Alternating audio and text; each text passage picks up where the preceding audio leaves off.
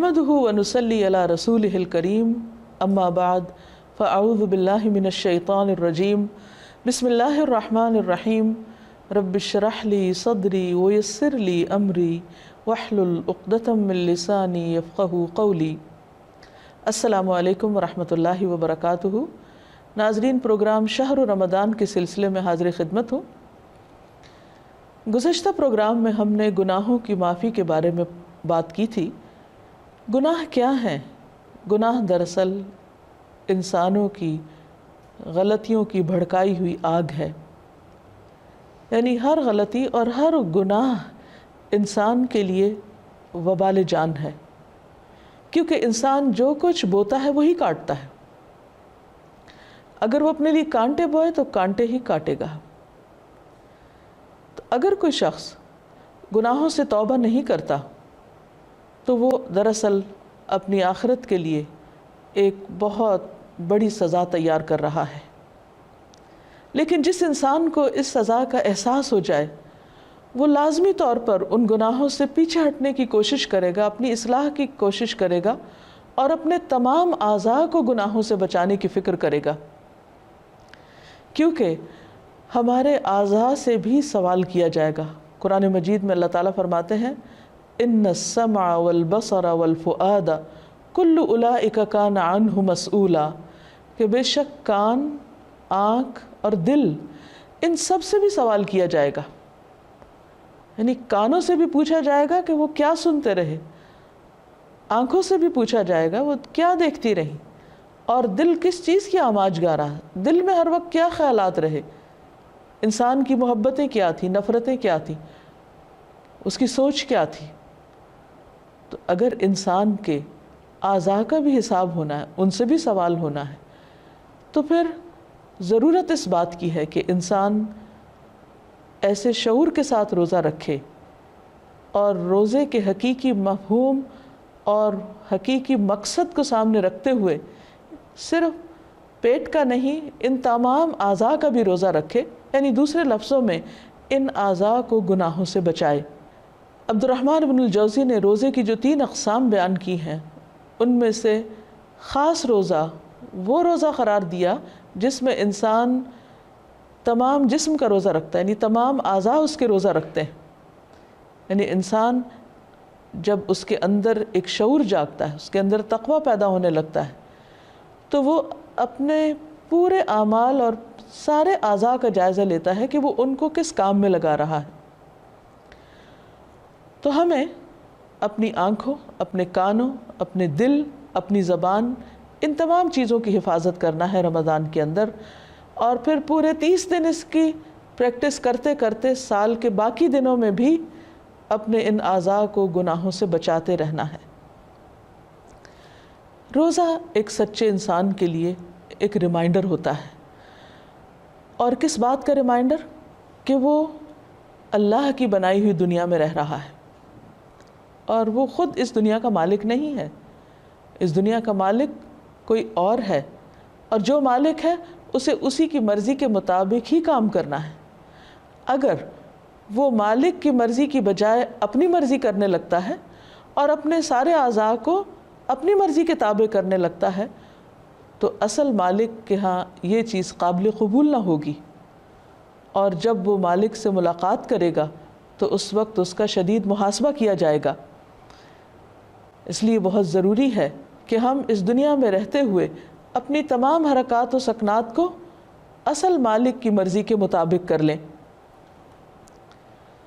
रोज़ा हमें प्योरिफिकेशन का एक मौका फराहम करता है। इस प्योरिफिकेशन का हिस्सा ये है कि हम अपने तमाम आज़ा को गुनाहों से पाक करें। इस सिलसिले में सबसे पहली चीज़ इंसान की निगाह है। इमाम गज़ाली कहते हैं कि पहला अदब ये है कि नज़र नीची रखो। यानी निगाह को गुनाहों से बचाने का मतलब क्या है? कि नज़र को ऐसी चीज़ों की तरफ मत डालो जो अल्लाह को नापसंद है। जिन चीज़ों की तरफ देखने से दिल भटकता हो और अल्लाह की याद से गफलत तारी हो, उनको ना देखो। यानी ऐसी चीज़ों को देखने से परहेज़ करो कि जिससे दिल में गफलत आ जाए, اور غفلت تو تقویٰ کے بالکل برعکس ہے۔ اگر غفلت آ گئی تو پھر انسان کے اعمال درست ہو ہی نہیں سکتے۔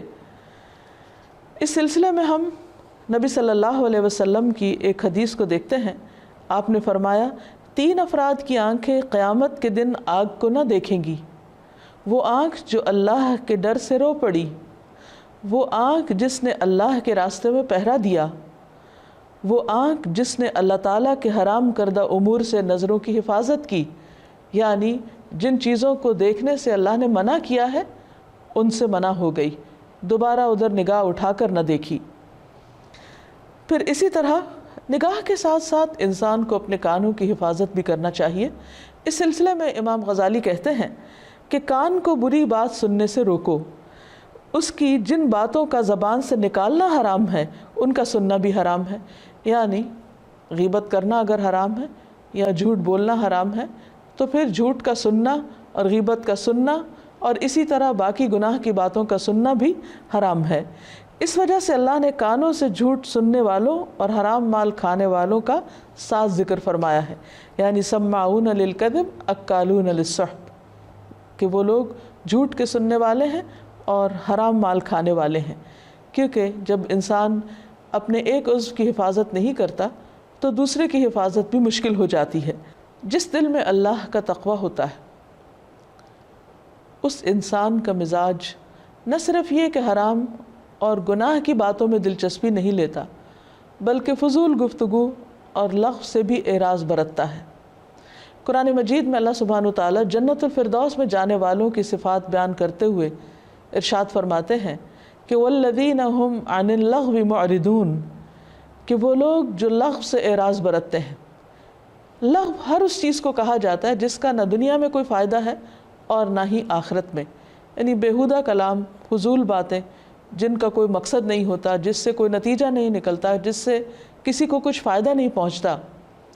لہٰذا ہم سب کے لیے لازم ہے کہ روزے کی حالت میں اپنے کان کو بھی ان تمام چیزوں سے محفوظ رکھیں جن سے محفوظ رکھنے کے لیے اللہ تعالیٰ نے حکم دیا ہے۔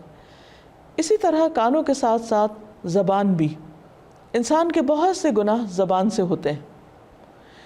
زبان اگر پھسلتی ہے تو اس سے انسان کی زندگی بھر کے اعمال ضائع ہو سکتے ہیں۔ انسان کی عقل مندی اسی میں ہے کہ وہ سوچ سمجھ کر بات کرے۔ امام غزالی کہتے ہیں کہ زبان سے بیہودہ بات نہ کرو، جھوٹ نہ بولو، غیبت نہ کرو، چغلی نہ کھاؤ، فحش گفتگو نہ کرو، ظلم کی بات نہ کرو، جھگڑا نہ کرو، بات نہ کاٹو، خاموش رہو، اللہ کی یاد میں رہو، اللہ کی کتاب کی تلاوت کرو۔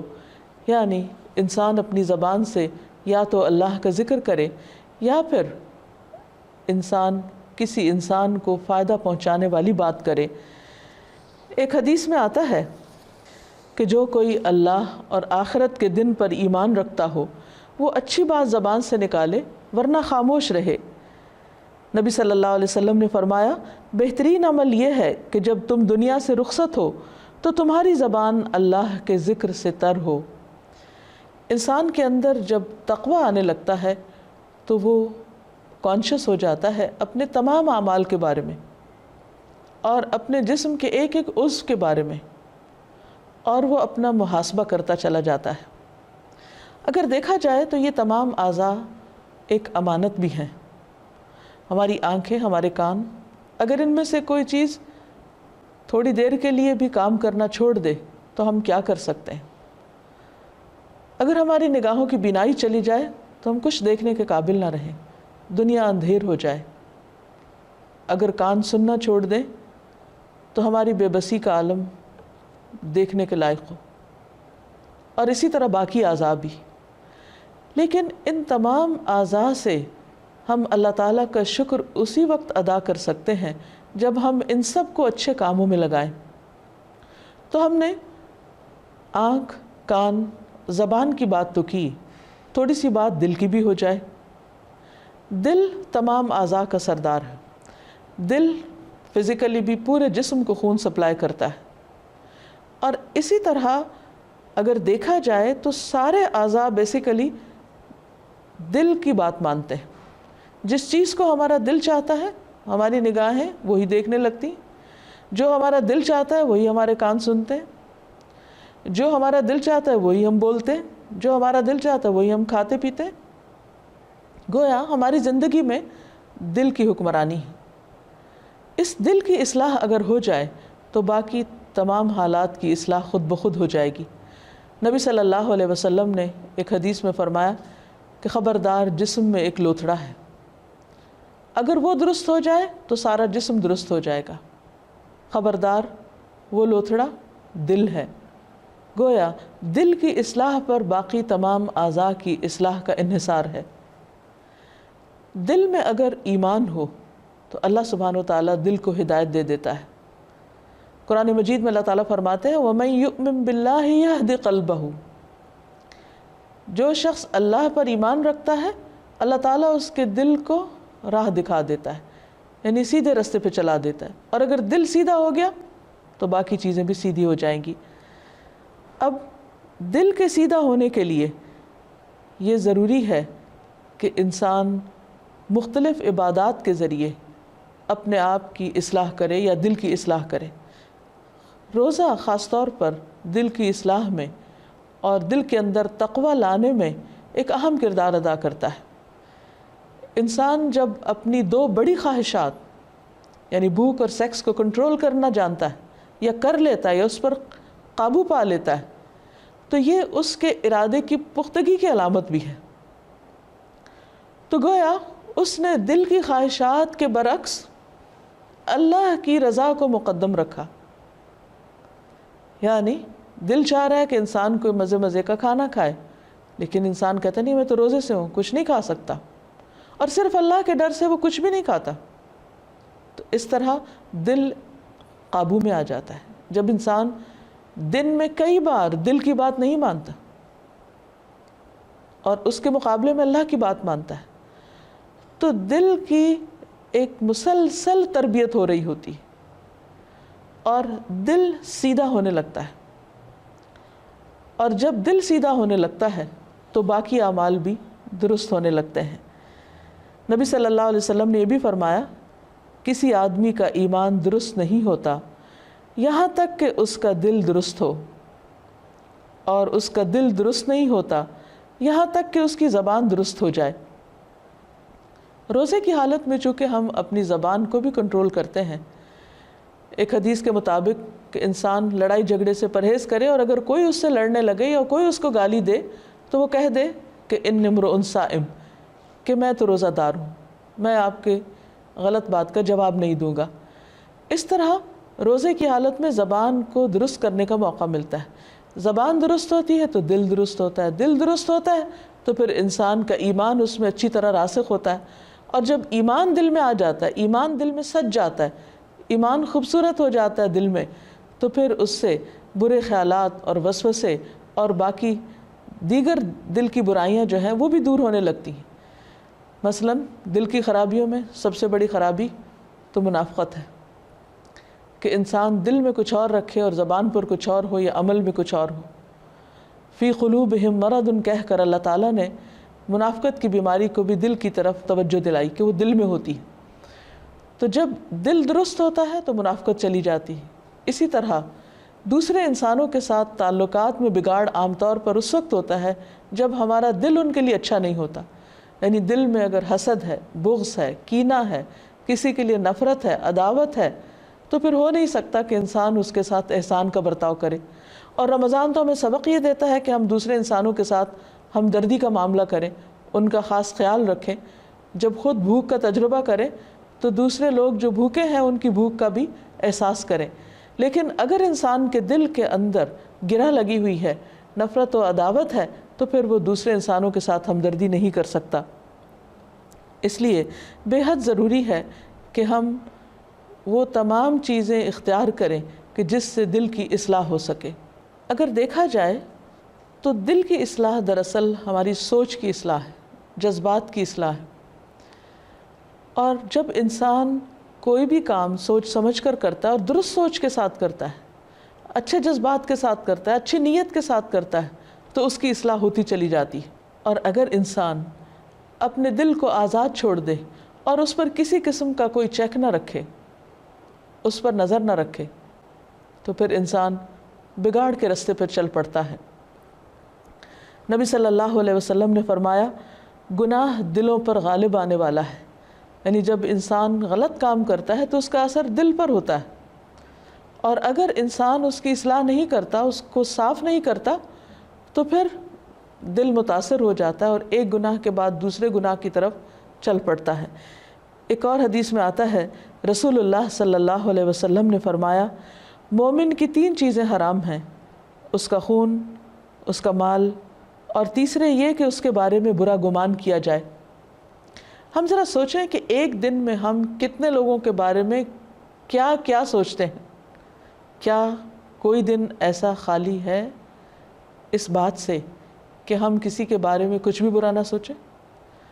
ٹھیک ہے، کوئی وسوسہ تو آ ہی سکتا ہے، لیکن باقاعدہ اس کو اپنے دل میں جگہ دینا اور پھر اس پر یقین کر لینا اور پھر اس پر ایکشن بھی لے لینا، اور ظن و گمان سے کام لیتے ہوئے دوسرے کے خلاف اقدام بھی کر لینا، یہ کبیرہ گناہوں میں سے ہے۔ اسی لیے قرآن مجید میں اللہ تعالیٰ فرماتے ہیں یا ایھا الذین آمنوا اجتنبوا کثیرا من الظن ان بعض الظن اثم، کہ اے لوگو جو ایمان لائے ہو بہت زیادہ گمان سے پرہیز کرو، کیونکہ بعض گمان، بعض سوچیں، بعض خیالات بھی گناہ ہوتے ہیں۔ وہ کون سے گناہ ہیں ان کے بارے میں ہمیں اچھی طرح معلوم ہونا چاہیے، اور اگر اس رمضان میں روزے سے جو تقوی ہمیں نصیب ہو اس کی بدولت اگر ہم اپنی اس برائی کی اصلاح کر لیں تو انشاءاللہ کامیابی کے راستے اور کامیابی کے دروازے کھلتے چلے جائیں گے۔